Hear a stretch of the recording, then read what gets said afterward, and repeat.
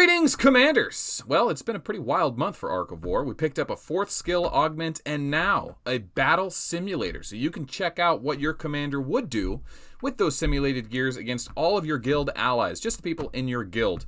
But you get max leadership, you get to use max level skills, and it's your gear and research versus your opponent's gear, research, and haul.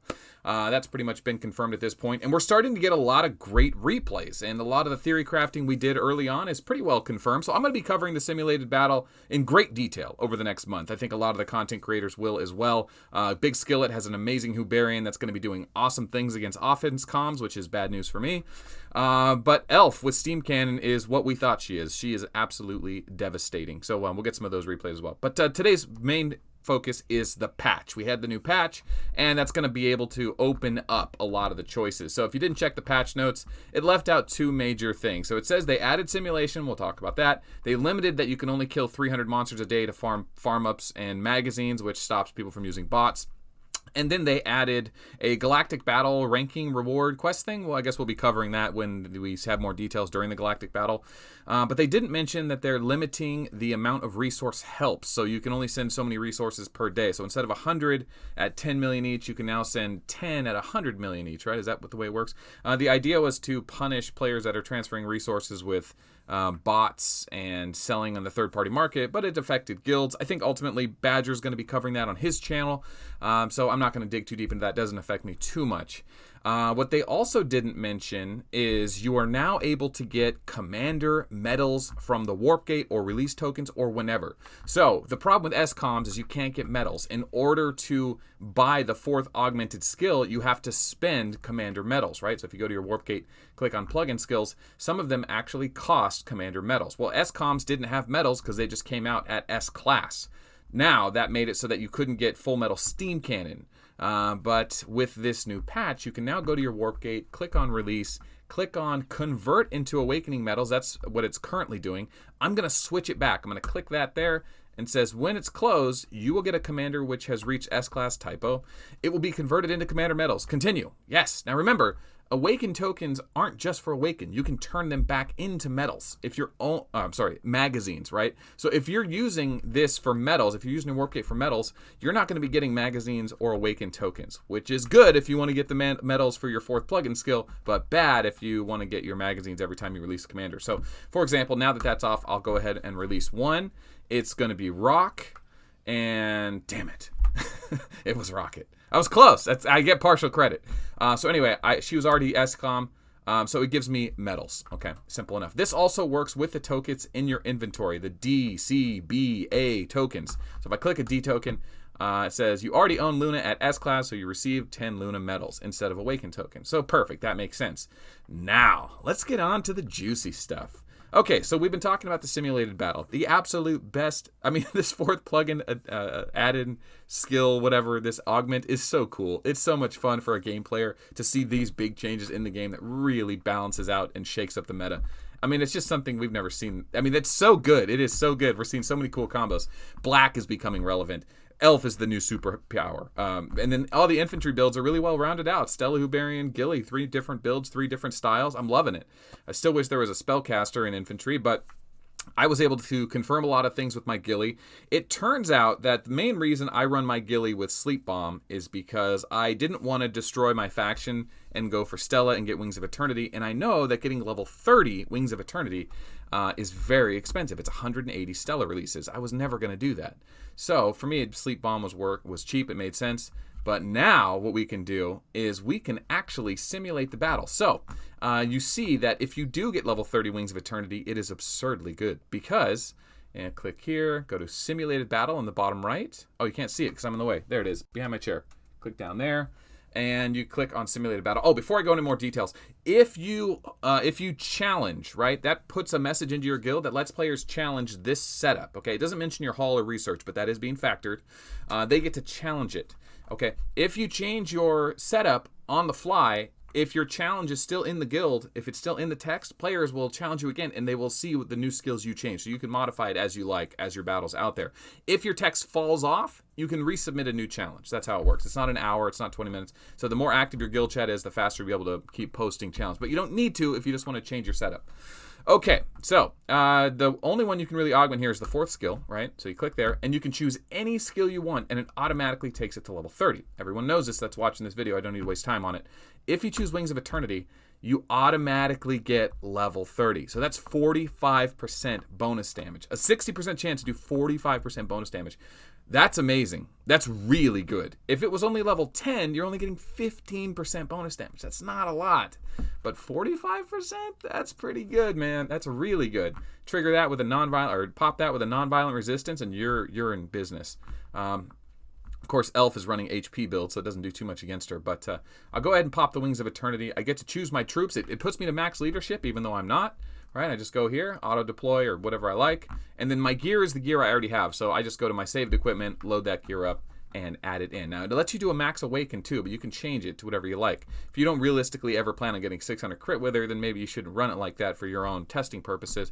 But for me, I'm just getting I just want to look at the late game meta and what the game's supposed to look like, so I've been running it like that. Now, I will throw my ghillie out there, and we'll see who challenges me. I know I went head-to-head with Big Skillet Tuberian, and I'm sure he's going to make videos on that. If you haven't checked out Big Skillet's channel, I'll put it in the link below. Check him out. We need to get him to 1,000 subscribers. He puts out great content. He did this interview series with Rogers and Tuberian. They're pretty funny, something different. But here we go. So, Dragon Slayer with my Wings of Eternity versus my ghillie. Just Hog. I don't know his research level, but let's see what else we get to look at here. Deranged Pictor is out there. He's running the blue hunks. That's the right one. Deranged Pictor again, just crushing through me. Thank you, Deranged, for destroying my ghillie. Now, that's expected, right? Offense comm versus offense comm. My ghillie is built to go against defense comms. So his offense comm is specializing in just bulk damage right up front. He has the walker advantage. He has the Sui advantage. What else does he have? A little bit of penetration, not much, and he's running Gift of the Valkyrie. Maybe not the best build. It's almost like a balanced build here, but he has max leadership, so he hits so hard he doesn't need it. Let's go ahead and run this replay and take a look-see at what it looks like. Preemptive goes off, very valuable, and there's a Wings of Eternity non-violent resistance right away. So I get what I want: non-violent resistance and Wings of Eternity. Good hit, kill 900. Not enough though. Gemini non-violent resistance. This should hit really hard, right? Still not enough. So I wonder if he's awakening crit wither, right? Biggest bane of the ghillie build is crit wither. Also, he has a little bit of Sui, but there goes the sticky bombs. Now, my shield survived because I'd done so much damage. I had a nice shield on that front row. You can see how much damage it absorbed there. It took the melee hit and it absorbed the chain blast. So, ultimately, I'm doing better than I thought. I survived the first hit, so that's a big deal. And the crit wither really helps against him, so he could have been hitting me a lot harder.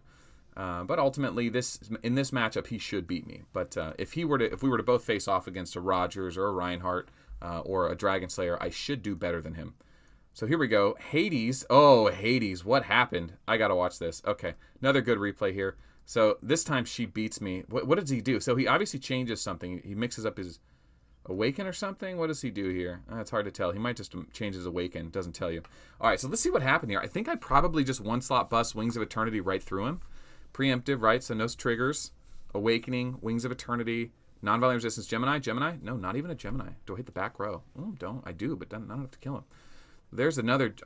Oh, Wings of Eternity. Then the Gemini went off. Okay, not another Wings trigger, though. But huge damage early on. Now, he must miss here. And I'm running crit with her, so if he does land a hit, which he doesn't, because we know I don't lose any troops, I'm going to be able to absorb it. But there's the Andromeda, so you got to remember, I still run that Andromeda. Occasionally you get some value. So even if you're running Wings of Eternity and not Sleep Bomb, Wings of Eternity increases your Andromeda triggers, even though you're losing a 60% Sleep Bomb. So still really good. But like I said, going back to this, and I don't want to make this video any longer. We're going to be doing a lot of simulation stuff. Wings of Eternity is just expensive. That's the only downside to it. If you're not a super high-end player, or if you're a low-budget, low-spending player, you can get Wings of Eternity 1 through 10 really easy, but if you want to go to level 20 or level 30, you need 1 A token to get, or 60 medals to get Stella's Wings of Eternity at level 1, okay? But that's basically an A token. If you have 10 Stella A tokens, you can get it to level 10. That's fine, but it's only 15% bonus damage. To get it to level 11 to 20, it's 2 tokens per level, okay? So that's 180 tokens right there, right? 60 plus 120 is 180. That's 180 Stella releases. That's a ton. To go from 21 to 30, it's 3 per level. That's 360 Stella token. So that's not a realistic thing for me. I don't intend to build the Wings of Eternity Gilly build. Even though it is going to be better in most situations, I'm probably going to still run the Wings of Eternity, or the Sleep Bomb build. Of course, Dual Blades is up there, but I don't think Counter Move is something I'll be running on my Gilly. That's just not how she's built. She's definitely just all offense and go after those big defense comms and watch out for elves and any Walker Commander, really. Because we can simulate Elf with Steam Cannon now, I want to show off Deranged Elf, which I'm sure he'll cover on his channel. Steam Cannon Elf versus Gilly, which really doesn't do much for Elf. I don't buff myself, right? So Steam Cannon shouldn't do much. But because she's running the tier 12 HP troops and accuracy, she's going to be super tanky. Nonviolent resistance is not going to work on her, and she has so much HP. My only way to get around it is Sagittarius, and I have to hit hard enough that she doesn't heal through it. So, do I run Wings of Eternity and just try to crush through? Probably not, right? Because more hits just means more heals for her if she has the heal up. So maybe I should run Dual Blades or Sleep Bomb. Well, here's the replay. You can tell it's pretty one-sided. She's not even running SWE gear, just defense gear and HP gear, mostly HP. The spell damage is brutal. There's the hit, though. She lands it. There goes the curse. So curse and the basic hit lands. Ouch. Nonviolent resistance gets to go off. Only kills 100. So really weak. And I had most of my troops there. I don't know what he's awakening. I'm guessing it's probably... I think it's defense. I got to check, though, because it might be crit wither as well. It should be crit wither. But, I mean, you could tell. I mean, I'm just going for it. Hitting as hard as I can. Max leadership. How many do I kill there? Less than 50? Less than 100? So, yeah, it's bad news, man. This elf is so tanky. Just so tanky. Is it crit wither? I think it's crit wither, yeah. And then defense on the chest, HP in the helm. I need a non-violent resistance Sagittarius combo. Oh, God, look at him just crushing me. The spell damage on elf is something that infantry just can't deal with. We don't have enough HP.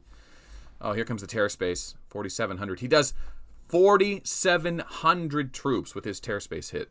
I mean, elf with curse, Terror Space, Steam Cannon, Cassiopeia. That's the meta-defining monster right now. Can anyone beat this elf? Well, not Gilly, that's for sure. Maybe Dragon Slayer. Dragon Slayer's our best chance right now. Maybe a Vega build. We need to ignore HP. Maybe Black. I don't know, man. Black was doing some really hard hits, and I think with penetration gear, Black might be the weird answer because elf doesn't run too much dodge. And he does require guaranteed hits. So, I don't know. We'll see. Can't wait to see the battles that come of it, guys. If you have any great replays, send them in for replay of the week. And if you have any ideas, put in the comments below. Interact with the video. It's good for the channel, good for the community. And anyway, my name is Melt. I will see you tomorrow.